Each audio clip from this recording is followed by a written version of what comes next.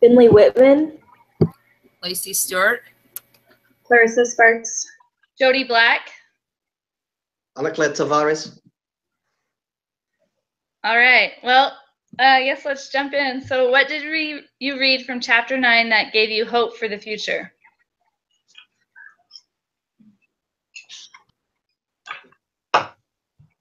I'll start out, I guess. I liked how the part where it talked about North Carolina, the legislature that they had made, and how the people wanted to pass it, and it was actually a majority. But I liked how it gave the people the right, if they didn't want to issue marriage licenses, that they didn't have to. It didn't say that it would be denied to people of the same sex, but just that people could exclude themselves. And I think that's definitely the right path where we want to go, where we're just protecting ourselves and still not denying their rights, which is so different from what they want. They want their rights, but they also want to deny us the ability to protect ourselves. So I like that that was law or legislated in. So I also liked that, and I also liked that it wasn't going to be made like this big deal. Like, that it wasn't going to be, well, you're a same-sex couple, so now I'm going to excuse myself. It was like going to be behind the scenes. It was going to be this quiet thing where nobody had to feel offended or embarrassed, and nobody would have the risk of being on social media for doing something that was bigoted. So I really liked that it really did protect them. And I think that there are, like, the thing that gave me hope is that a lot of these things were majority. And that just shows, like, that it really is just a small group of people making a big stink and not a large group of people that really are supporting it. And so I think it's important that we remember that there are a lot of people on our side. They just don't know how to have a voice. And I think as advocates, ourselves, we can encourage people to find that voice and to start advocating for change in a, not like riots and protests and stuff, but to really get them involved through, UN meetings and educating them about, what they can do.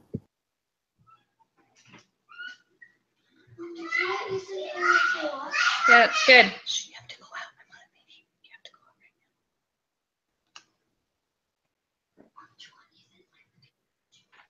Anybody else? Yes. There are some signs of hope, while I was reading this chapter. The signs were made with individuals with type of political power in their states, such as governors and senators. If you use, we see a couple examples, from some states, like trying to pass their acts and laws, to protect the religious liberty, rights to their citizens. Enact law that would prevent the government from discriminating against or penalize citizen organization because of their beliefs. That marriage is a union of man and woman. So that's a kind of hope. If those leaders are doing that, it's kind of open a pathway for us, which are considered a minority, to push forward. And also, individual needs to be informed and never assume that they know the things. And a good illustration for the example was from the Ryan T. Anderson when he visited two elite university, Harvard and Yale University. So where the law students were surprised about the, when his address, which they call a rational case of marriage. If those law students, you think that no, they are knowledgeable, they are very smart, they should know about these things, but they didn't know. So it's important for us to to inform other people, so that's very important. It's crucial. So also it's important to those who have made their minds yet, because a lot of people like think about marriage, it should be between man and woman. Now, yeah, maybe. So they are like on the fence, all right. So so the good thing about it is that like I said, some are literally on the fence, on the edge of the fence. So, and we should intervene right away or immediately and do what we can to keep them from coming down on the wrong side. So there's a lot of hope. from this chapter 9, and I was very surprised. And like I said, we should just express ourselves, open our mouths, and because there's a lot to be done. Yeah, one thing that I really liked from the chapter is that it kind of opened my eyes to notice that just like us, how we're kind of a minority and people thinking that like we're bigoted even though we're not. I guess what I kind of learned from it is that even though the LGBT community is really big and we see all these changes being made because of them, it's not everybody who is that way, who is an LGBT. And so I guess what I kind of gained from this is that I shouldn't just be prejudiced against everybody who is gay, because I know of what someone that's in their community is doing something. Like, don't judge other people just because of like their stereotypes kind of thing. So yeah, that gave me kind of hope to know that like even though there are groups that are doing something against it, our groups can do something to prevent things or to educate other people about the same things. So yeah. That's perfect. That leads it right into what I was going to say. One of the notes that I made is that it was a nice reminder for me to remember that many of those members in that group too, like they just want to coexist. Like the people that are shown on the media and stuff are like extreme. There are just many like LGBT people that just are okay with, they just want to have that right. They don't want to make everybody, you know, have to, you know, serve them or, you know, do those things. So it's nice to know that even while the majority of people, you know, still favor traditional marriages and things like that, that even many of the people that don't necessarily agree with that aren't even trying to push like all their beliefs. It's a very small percentage of the already small percentage group of people. So it was a nice reminder of hope for me that, you know, hopefully agreements could be made and people can be civil in the future.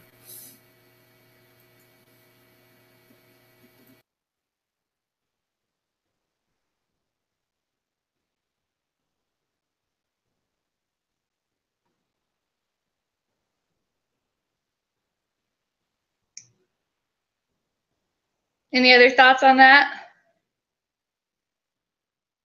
There was the one story that I really liked towards the end of the chapter where, well, I liked it. I didn't like it at first, but then I liked it in the end, where the reporter went and asked a pizza place owner, if they would serve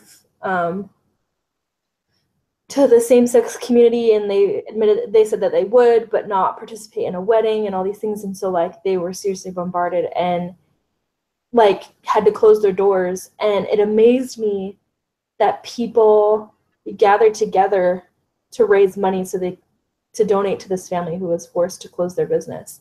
And I think it just shows, like, I mean, really there are people who, it may seem hopeless looking at social media and in certain places, but when we really look in our community, we'll find people that share a lot of the same beliefs that we do. And I think we need to be aware of that. I think we can stop. I think that for me, at least, I need to stop thinking that, you know, I can't share my beliefs because otherwise I'll be under attack, or, you know, avoiding those types of topics because I think I'll be under attack. When in reality, there's probably a lot more people out there than I think there are that believe the same things I do. And then that's how that family was able to open their doors again and even receive that comment from a member of the same-sex community. And they said, you know, I'm sorry for what happened. I believe in your rights. You know, and I thought that was so incredible that somebody was able, that person could stand up and say, no, I'm sorry, I do believe that you should have your rights and you should be able to do those things. And so anyway, I just thought that was really cool. And it does give me a lot of hope that not even people that don't really believe the same things we do, they're still willing to fight for people's rights, even though that it may be against them. Yeah, I remember hearing about a man who was raised by two lesbians, and he actually didn't think it was good situation, even though he loves both of his moms and things like that. But he would talk openly about it. And I think if we were able to pull in some more people like that into our advocacy who were on the other side of the spectrum, that would even give us a stronger platform from their own experiences if they were able to voice just like that, the experience that you just talked about where they were able to get both sides, and that's really good.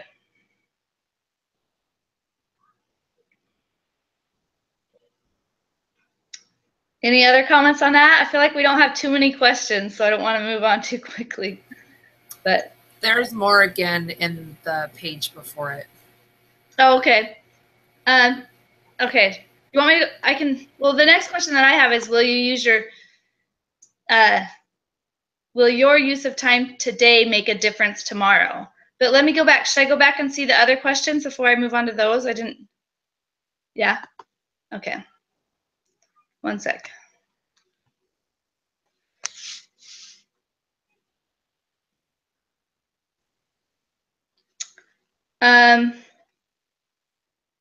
Okay, from the seize the day of your advocacy, is that what you're talking about? Questions about? There's a few before that for the why time matters, and then there's the seize the day. Okay. Okay, so I see some questions about, do you personally feel that time is more valuable than money, education, or health, and why or why not?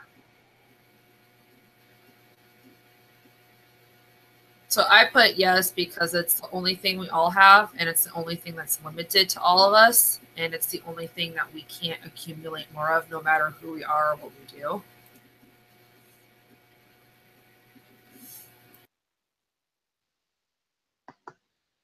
I think it's only more valuable if you're using it wisely. So, which kind of goes without saying. I think that's what the question is leading into. But of course, it matters how you're using it.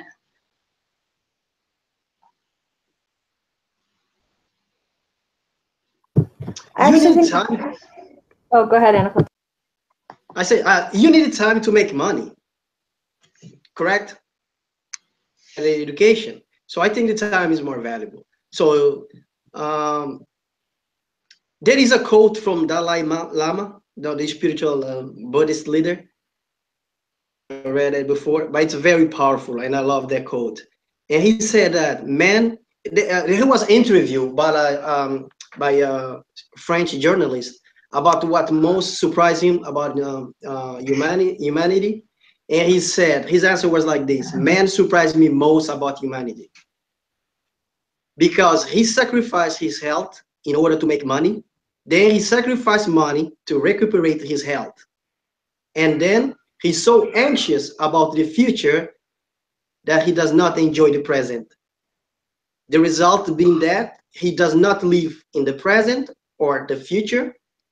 He lives as he is never going to die, and then dies having never really lived. The lesson that I learned from this quote is that we have to set up a time for everything. And it's kind of like I said about size the day, size the day, is to make the most of the present moment. To rush doing things, time is more valuable than money or education. So that's my point of view.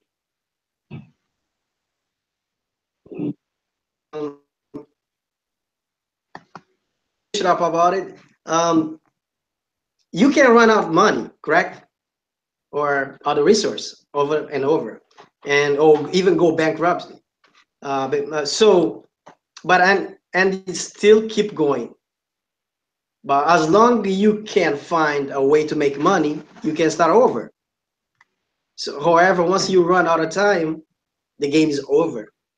So you can never get back, the way, money back. So this is another reason why I believe time is more valuable than education and money.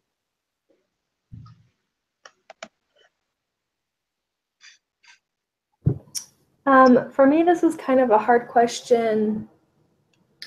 to answer, but I think it was more on the health aspect of the thing. Like, I do think that time is important because it's really the only thing that we have here.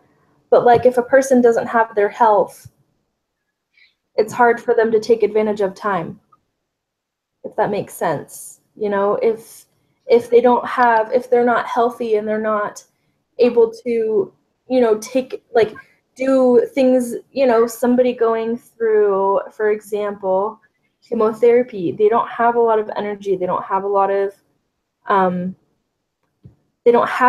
those things because their time is so tied up in taking care of their health, which it's not their fault, but that's just kind of their life. So this question really got me thinking, and this is probably way far off more than like we wanted to get here, but it really made me think, because if you don't have your health, you can have a hard time managing your time correctly. And if you don't have your education, you can also have a hard time managing your time correctly, because a lot of your time is tied up in trying to make ends meet if you don't have a good job. And it can go on where, you know, when you get your education and you have a job that's able to support you, you're able to better organize your time and you're in a position to better use your time. When you have your health, you're in a position to better use your time. And so those are the things that I thought. I think all of your points are valid. I'm not trying to discredit any of your points, but like, those are the things that I thought of when I thought of this question. It's hard for you to manage your time and to take care of those things when those other things aren't in order first, if that makes sense. No, that's really good feeling, because I kind of thought about that a little bit too, but then I also took it like even a step further, and I was like, I look at it like, if someone's going through chemotherapy, they're wanting to preserve their body, they're wanting to stay alive. So I looked at it like they're wanting more time. So even though they're not able to enjoy their time or use it necessarily the way they want to right now, I look at it as they're trying to fight for more time, and hopefully that the more time that they are able to earn, if they survive, can be used wisely. So I guess I kind of looked at it as a light of hope for later, and trying to plan for the future. Because when it talked about, like, I think in reflections on a consecrated life, and like the third one, when it was talking about respecting, our bodies and stuff, and how we're all given a body. And so I took it, and when there's a question later when it asks, like, how does it kind of tie in with why time matters? And that's how I looked at it. I looked at it like we're all given a body, and those who don't take care of their body might not live as long. And so that's why I was saying at the beginning of this question, like, we all get time. We don't know how much time we're going to get, but there are things that we can try to do to hopefully, allow us to have more time. And so I think, like, people who aren't able to enjoy it right now, but are doing things like that, I still look at it as they're using their time wisely. But that was just an extra spin off of your spin. So. And I think that's really good, because I also was thinking of like, well, it depends on the situation, basically, like what is more important to you at the time. But after I did the readings and I read also Elder Christopherson's Time Talk, then I thought it all depends on how you use that time. Like, if you are trying to use it to make yourself healthier, that's great. If you're using to work harder for your family, that's awesome. If you're consecrating your time to Heavenly Father, He's going to bless you with the things that you need at the time. So I think it's just, of course, for me now, after having read, like, time is solid, the most important thing that we need to do. And we just need to learn how to use it wisely for our benefit, because if we do, then everything else is kind of just fall into place. So I agree with everything you guys said. So,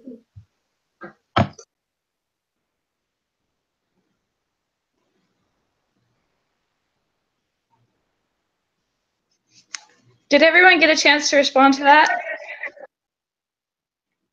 Okay.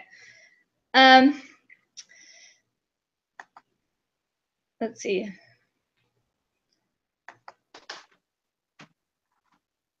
So there's one question in the Seize the Day of Your Advocacy, which asks, what are you personally spending too much time on that does not satisfy? The more we are engaged in the work of the Lord, the less time we have for useless cares. So kind of just a self-reflection. What are you spending too much of your time on? So I did, the basics like social media, especially Facebook, scrolling through posts that don't matter, watching videos that people post on Facebook. And then I put one pondering about what ifs in the future and therefore wasting time on things that might not ever come to be.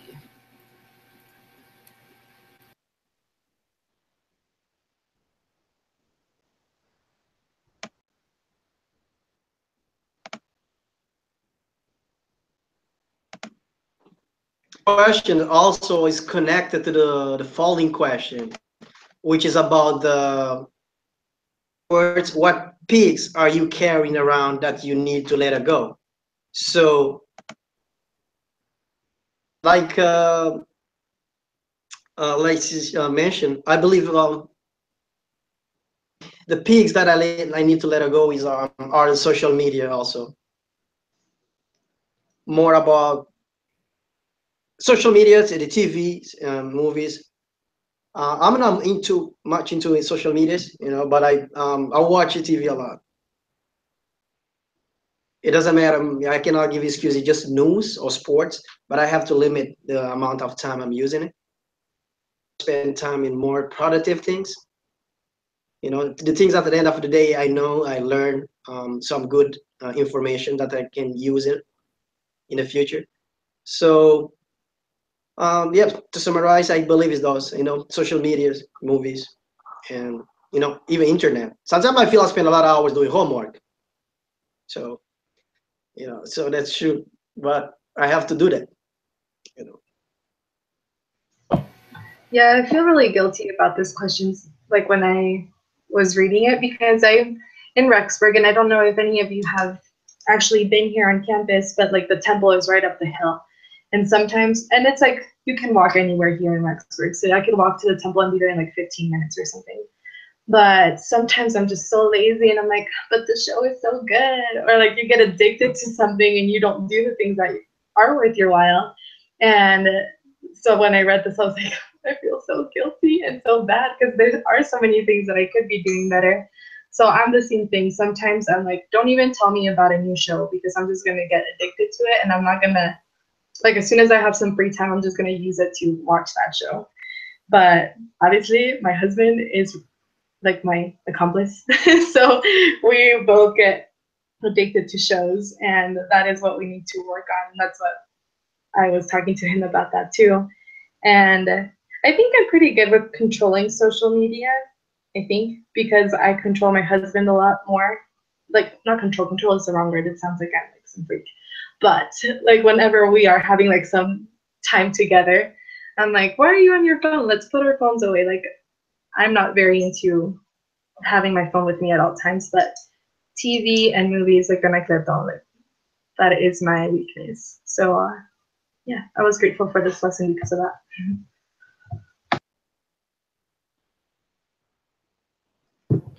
I think that I am so guilty of this, and I was actually thinking about this last week, and especially with this internship that I have, I spend way too much time taking advantage of Netflix. I spend way too much time looking at my social media pages, and I'm working on it. I'm trying to work on it. But like, especially when the videos just keep playing one after another, it's like, oh, I'll just stay here and not worry about it. And I try to justify it like, well, I can do some of my work sitting here with my computer while the Netflix is on. And I try to justify it here and there, and I've noticed that. And it never really became a problem until I was living in Rexburg, actually, because it was snowy and cold and gross, and I didn't want to go outside. And so I would just have Netflix on, and I'd be cleaning the house. I'd be sometimes doing my homework. Sometimes I wouldn't be doing anything. And it became a really big problem. And it still is a problem, and I'm really, really, really trying to work on it. But this internship has really helped me gain a little bit of perspective, like there are more important things that I could be doing. There are so many things. Like my internship right now, everybody's a volunteer. Nobody gets paid at this company or at this nonprofit, and they all sacrifice so much time. I mean, it is more than a full-time job to some of these people, and they're not getting paid for it because they know how important it is to help these people coming in. And that really helped me understand how important time is. And, you know, there are people that are suffering that we can reach. There are people that need our help right now that we can reach if we just do our homework. And sorry, this is going to go off on a little bit of a tangent, but I promise I'll bring it back. But the ladies that started this program here had, and this isn't a plug for my internship either. Like, I just want to help you guys understand. But these ladies that started this thing had watched that "And I Was a Stranger" video that the church put out, or "I Was a Stranger" about helping the refugees in your community and stuff. There was a video that came out about it. Anyway, they had watched this, and individually, they didn't know each other. They didn't know who each other were. Individually, they're like, I need to get involved somehow. And one of the ladies had actually gone to the UN and seen footage of like what some of these people were, what was happening to some of these people in these refugee camps overseas. And she was like, I have to get involved more. And so she researched, like she went out, she had no idea what she could do. She had no idea that she had any power to do anything. And what she did was research and research and research. And she found that I think there's only 9 resettlement agencies for refugees in the whole country, and 4 of them are here in Arizona. And she reached out to one of them and found out, they were like, oh my gosh, we are slammed. If you could go help with an apartment setup, that would be great. And with an apartment setup, you get like all this furniture and you go set it up at their house. And you know, when she was telling me this story, I thought, how many times have I felt, you know, how can I get involved, but like did nothing about it? But she like literally went out and she researched and researched and researched until she found a solution. And then when she found that solution, she created this whole program here in Arizona where, you know, now we have contact with all 4 of the agencies. They give us, you know, the name, like these families that are coming in, and they say, it's a family of 7. Can you set up an apartment for this family and make sure that they have this, this, and this, and this, and this. And like everything, like this week, so like the executive order went into effect this week where the travel ban went into effect. And so we thought a lot of the people coming in would be affected by that. But it turns out they pushed them all through really, really fast. And so we got like a surprise, like 3 families this week. And instead of thinking, oh my gosh, this is so much, how do we handle this? They just called everybody they possibly could. Hey, we need your help. We need your help. And there was an awesome response from the community coming to help. And so I think that's just a great example of, you know, we think, you know, what can we do? I don't know much, or I don't know how I can help. But when we do our research, Heavenly Father is gonna lead us in the direction that we need to go, because he knows the people that are hurting. And it was the case for these women that have organized Lifting Hands International. They saw a need. They didn't know what they could do or how they could do it. None of them have had any business experience whatsoever, like running a business or doing anything, but they do it. And it's really incredible. Like when we really find our niche, when we really find like a piece that we really want to help out, we're going to be able to do it. We're going to learn a lot, and there's going to be a learning curve and stuff.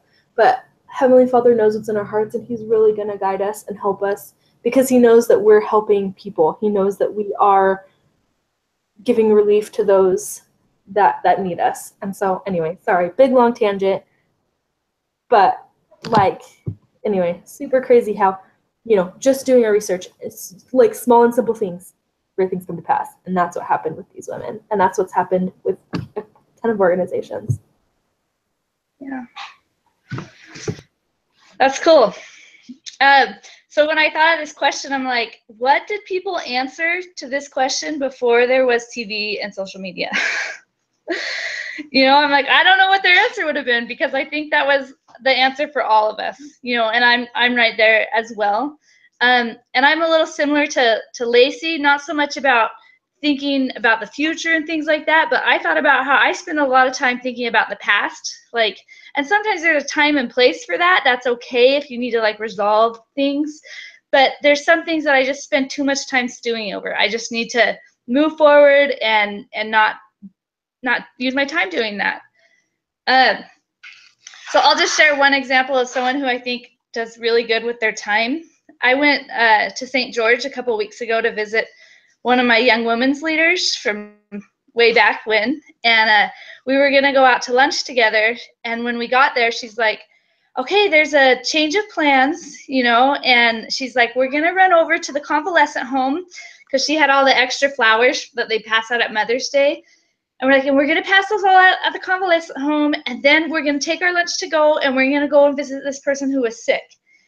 And I was like, holy cow, she totally just took this, you know, this time that we were gonna have at lunch and like magnified it, you know, and we still got to visit and have this great, you know, reconnection and stuff, but she like utilized her time in such a bigger and greater way.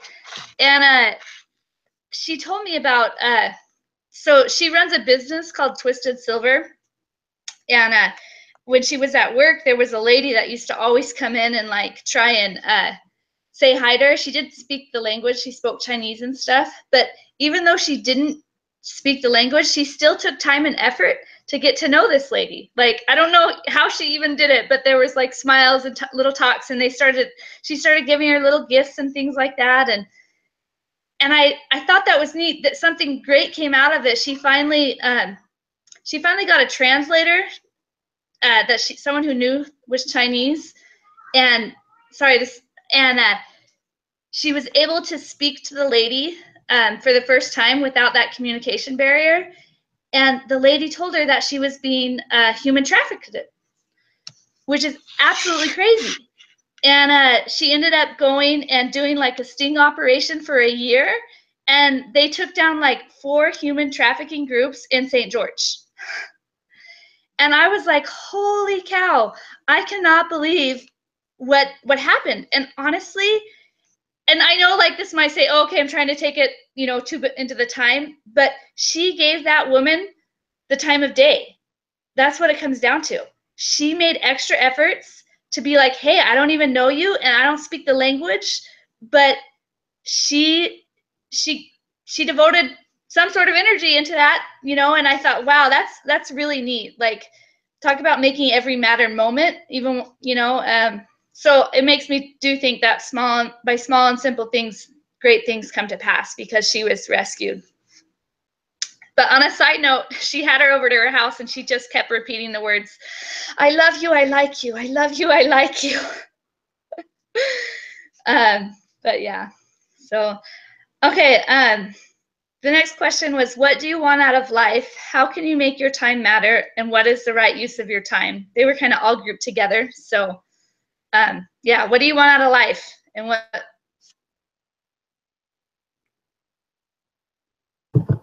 So I think for me, personally, I really just want to, ooh, it's echoing, sorry. I just really want to be able to help that really can't help themselves. And I think that, and I've always had that motivation, but I think it's been hard for me where I've used those excuses like, how can I help? What can I do? I don't know much. And like those feelings of inadequacy have set in. And I think that one way to make my time matter is to shrug off those inadequacies and just get to work. There's no better cure to get over inadequacies than work, I think. And I also, you know, while we work, we gain more insights, we learn more, and sometimes we learn by trial and error, and sometimes we feel like, wow, I really messed up, but I got to keep pushing it. But I think that, I think the best way to use our time is to just get going, whether that's getting going on research, whether that's getting going, you know, being more involved, like bringing your family closer together, whatever it is, like literally whatever it is.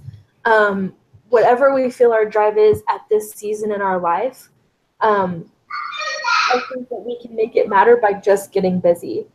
We can get hung up on what we don't know and what we can't do, but I really think that's just the devil's work. I really think that he's just trying to hold us back from doing these incredible things. And I think that when we just, like my mom sent me this thing this week from a song, and it was, she said, I felt this way when every single one of you joined our family. Let's see if I can find it. It was like, make hell's, hell's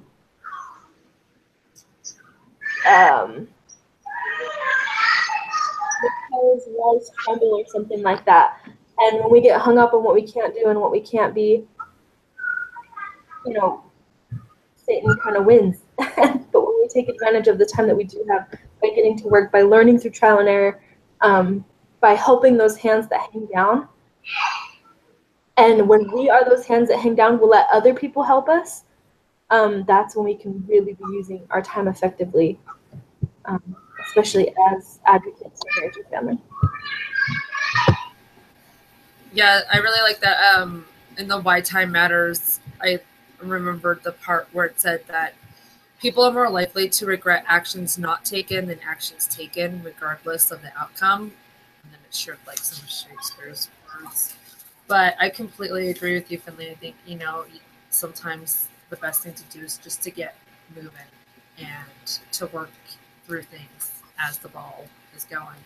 And I liked what it said right after that, where it said to be productive in your investments with your time, you will lose fewer opportunities and minimize regrets. So that was something that I really took. While I may want like a simple life and to do, to be a good mom and to, finish school and to do, wholesome things like that, that's still good and that's still good enough. It doesn't have to be overthought and be a bunch of things that society tries to make you, thinking nowadays. You need to do this, and this, or you need to be like a Pinterest mom. I don't have Pinterest. I try to stay away from that because I feel like my life will be over. But that's another story. It's just, sometimes simple is good and just enough.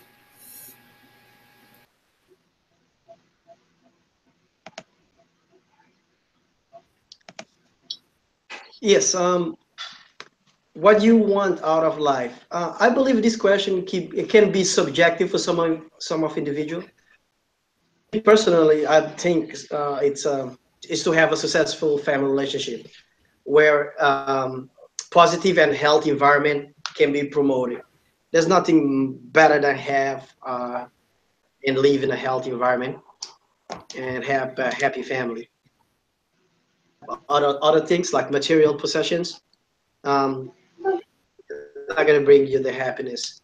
And I think they are connected, and I believe that present day by prioritizing our daily routines and activities are the best thing we can do to manage our time and to use our time wisely. Think about this question.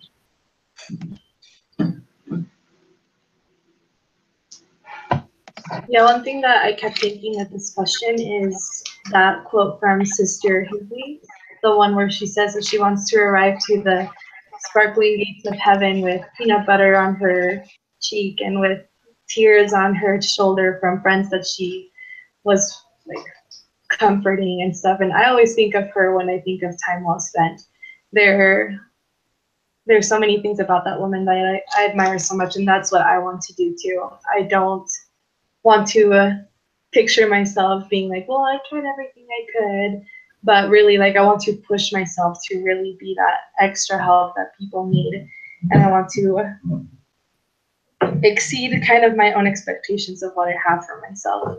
So I do think that the best way to do that is to just get off my butt whenever I feel like I'm being lazy. And there are a lot of opportunities I feel like are presented to me day by day, but sometimes I'm just too focused on myself and I need to focus on other people more. And yeah, that's all I thought about for this question. I was similar to you in thinking about the Hinckleys. That story about President Hinckley where he writes home to his dad and says, I want to come home for my mission. And his dad writes back and says, forget yourself and go to work. And I think that's such a great example of what we all should be doing. I thought of the scripture that talks about whosoever shall lose his life for my sake shall find it. And just completely devoting our time to the Lord. That was what I thought about. Well, maybe we should go ahead and do the summary so we can end on time.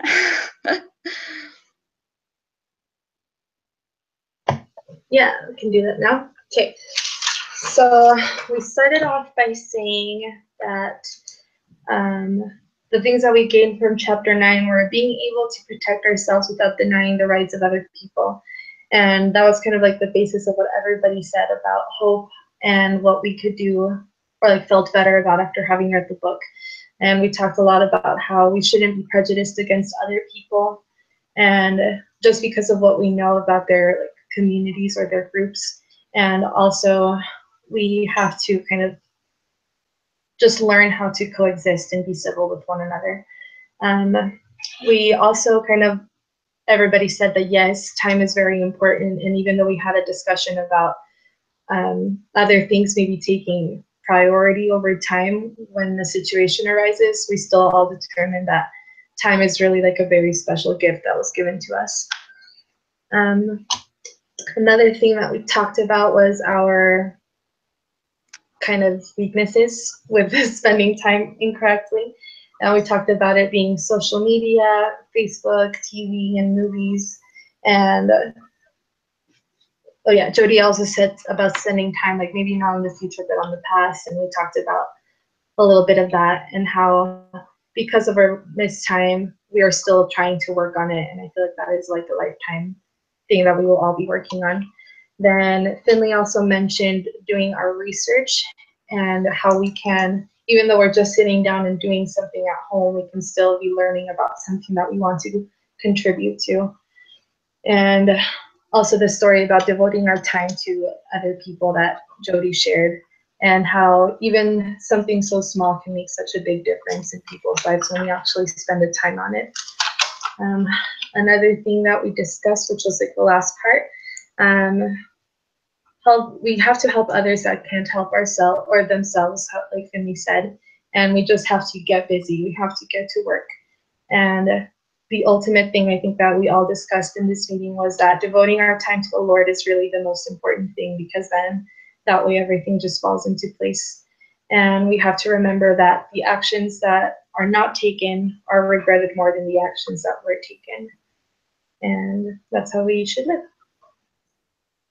And that's it. That was really good. That could be a sacrament talk. Okay, I'll save this for later then. Awesome. Good job. Here, let me stop the recording.